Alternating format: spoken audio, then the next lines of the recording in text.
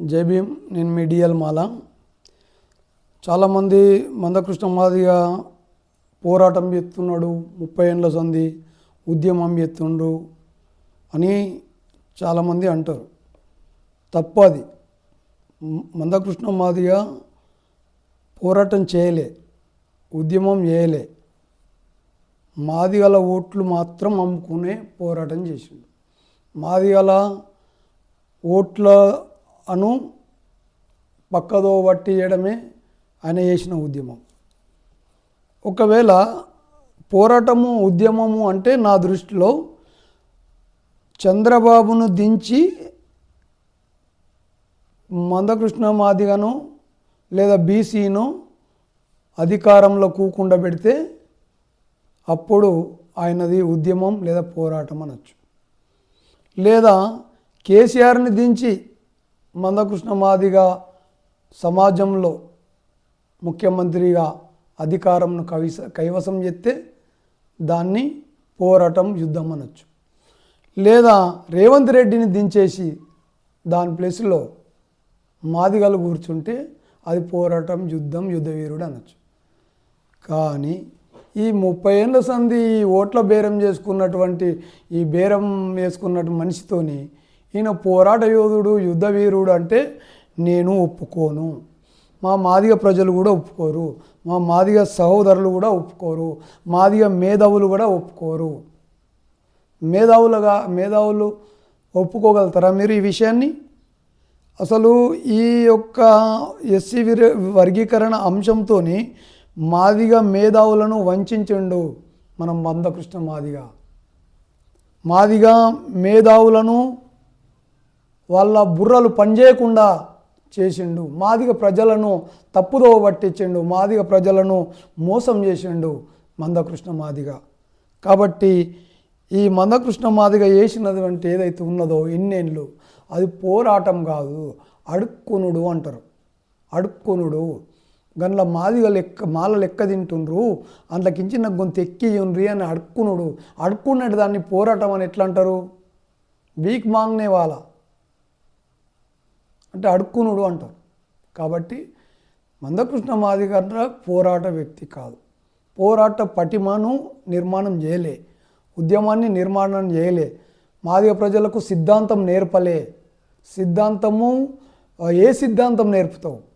ఇప్పుడు మళ్ళా బ్రాహ్మణవాద సిద్ధాంతం నేర్పు మందకృష్ణ మాదిగ గారు. అదే బీజేపీ మొన్ననే అన్నావు కదా, మీరు ఇండ్లన్నా ఉండుండ్రి, కాంగ్రెస్లో ఉండుండ్రి, టీఆర్ఎస్లో ఉండుండ్రి, టీడీపీలో అక్కడ అటే ఉండుర్రి, కానీ ఓటు మాత్రం బీజేపీకి వేయండ్రి అంటావు. ఇదా పోరాటం?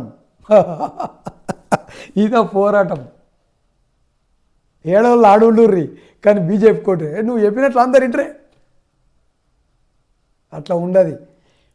మరి అట్లాంటి మందకృష్ణ మాదిగ నువ్వు నీ పార్టీని ఎటు పడేసినావు? లేదు, పోటీ లేదు, ఆ పార్టీ లేదు. ఉట్టే పేరుకు ఒక ప్రెసిడెంట్ ఉంటాడు, పోటీలు ఉండేవి, ఓట్లు వేయించుకోవు. నీ పార్టీ పోటీ చేస్తే నీ మాదిగ ప్రజలు నీ ఓట్లు నీకు వేసిండ్రా? వేయలే. అది నీకు గుర్తు, నాకు గుర్తు. కాబట్టి మాదిగ ప్రజల ఓట్లతోని బేరం చేసుకున్నావు, కానీ మాదిగ ప్రజల బావులు చూడలేవు. మాదిగ పార్టీల మాదిగలని ఆ రాజ్యాధికారంకి తేలేవు. కాబట్టి ఇంకో విషయం ఏంటంటే, ఈ మందకృష్ణ మాదిగ గారి ఒక విషయం చెప్తే ఏంటంటే, మొన్న ఒక మాట అన్నాడు, మీరు ఎన్లా నుండి బీజేపీ కోటేయండి అన్నాడు. ఆ తర్వాత ఏం చేసిండు? బీజేపీ కోటేయమంటాడు, కాంగ్రెస్లో టికెట్లు అడుగుతాడు. బీజేపీకి మందకృష్ణ మాదిగ ఓట్లు వేయమంటాడు, కానీ అడిగేది ఎక్కడ? కాంగ్రెస్కి టికెట్లు ఇస్తలేవని కాంగ్రెస్ను బెదిరిస్తాడు. చెప్పు, నీ దగ్గర ఎంతమంది ఉన్నారు మాదిగలు? నువ్వు పోటీ చేయి, మాదిగ పార్టీ సపరేట్ పేరు మీద నువ్వు పోటీ చేయి, నీకెన్ని ఓట్లతో చూస్తాను నేను.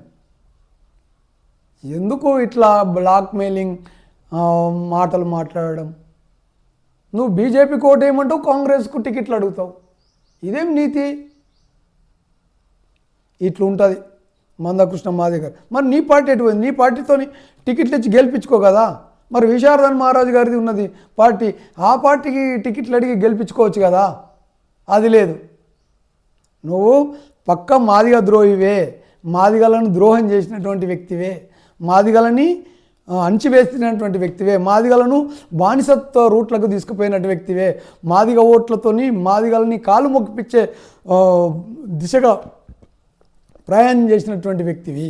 కాబట్టి నీది పోరాటం అన్నారు, నీది అడుక్కునే విధానం అంటారు. పోరాటము అనేది నేను అస్సలు ఒప్పుకోను. నువ్వు ఉద్యమాలు చేసినవంటే ఒప్పుకోను. కాబట్టి నువ్వు కేవలము మాదిగ ఓట్లతోని అగ్రకులాల పార్టీల దగ్గర బేరం ఆడుకున్న వ్యక్తివని నేను ఈ ఛానల్ ద్వారా ప్రకటిస్తున్నాను. జై భీమ్, జై మన మాదిగ, జై మాల.